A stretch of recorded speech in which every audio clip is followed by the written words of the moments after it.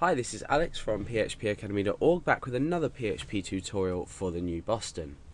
In the last object-oriented programming example we looked at, we created a class called bank account with a property of balance, and we've set this to 10.5 just as an example. We've made this public for now before we talk about properties and their different types. We've just created it public so it can be used by the rest of our page. Now we've also created a method which is called display balance, and we've echoed this out here. You can see it returns a value here of balance and then this balance. So returning the value of the balance, which we've now echoed out onto the screen. But what happens if we want to start to modify this balance? So within a bank account you can obviously display your balance, but you can withdraw and you can add funds to your account. So you can add money. So we can go ahead and we can create another method, and we'll name this first and then we'll talk about how we're going to do it. So we're going to say public function withdraw, and we're going to create the skeleton. So we've got our parentheses here, and then we've got our curly brackets here as well. So within withdraw, what we want to do is, much like a function in normal, like when you're programmed procedurally in PHP, we want to take in a parameter. So I'm going to take in int or amount, for example. That makes it look a bit better.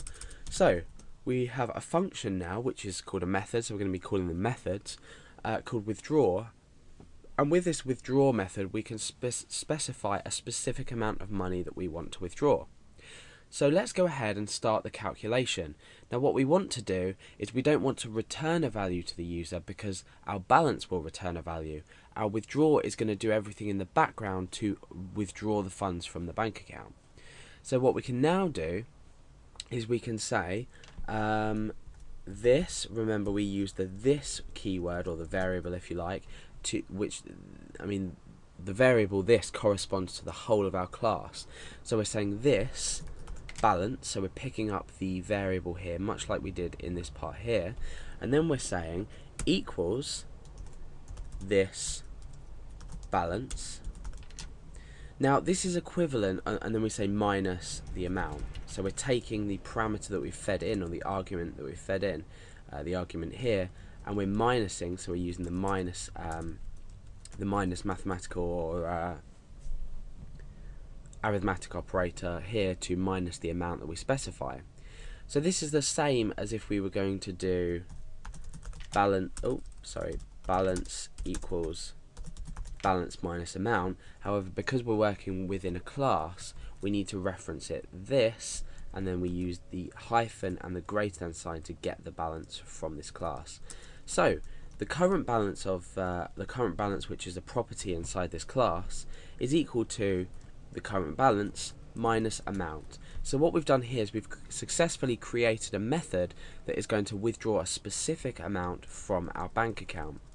So let's say before we display our balance we want to withdraw a certain amount. So withdraw a certain amount is obviously going to take away an amount from our balance. So let's go ahead and do this. And then we're just going to touch up this method to ensure that we can't withdraw any more than we actually have in our bank account. So we simply say Alex, remember we've created the new instance of the variable of the class up here.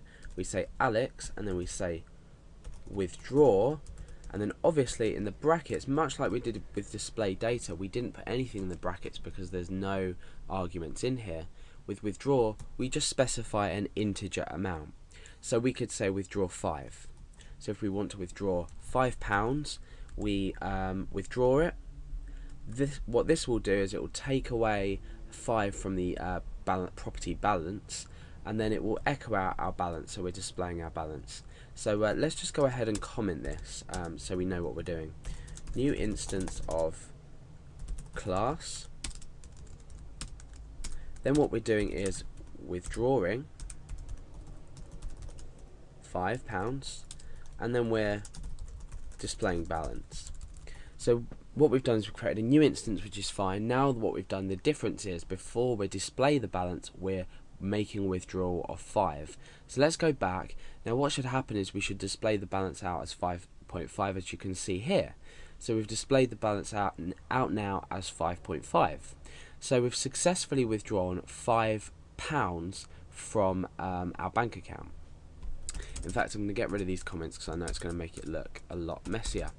Okay, so now what we need to do is check inside withdraw whether we can withdraw this money or not. So what we need to do is we need to create an if statement. We need to say if this balance, and we can pop that in brackets just to make it easier to read. If this balance is smaller than the amount, so if our balance is smaller than the amount we're trying to withdraw, then we need to say echo something. Otherwise, we can make the deduction from our bank account. Okay, so in here we can just say echo, or we can even throw a new exception, but we'll deal. I have tutorials on throwing exceptions, so you can take a look at that. So we've got just echo not enough funds, or money, we'll say, to keep things simple. So let's go back and refresh, and we can see that that's absolutely fine. Now let's try and withdraw £12. So let's go down. So we're going to say withdraw £12. Now what we should do is get the error message, not enough money, and then it's still displaying our balance because we've specified displaying our balance down here. So not enough money. Now we can create this error in many different ways. However, for now I'm just going to echo this out just to keep things simple. So what we've done in this tutorial, let's just briefly recap. We have created a new method called withdraw, and we've allowed the user to withdraw a certain amount of money from their bank account using this amount argument. We're checking if there's enough money in the account first of all, otherwise we're deducting the balance from the balance property, or the amount withdrawn from the balance property. And we're doing this by calling the method here, which is reference to the new instance of the bank account class that's named Alex.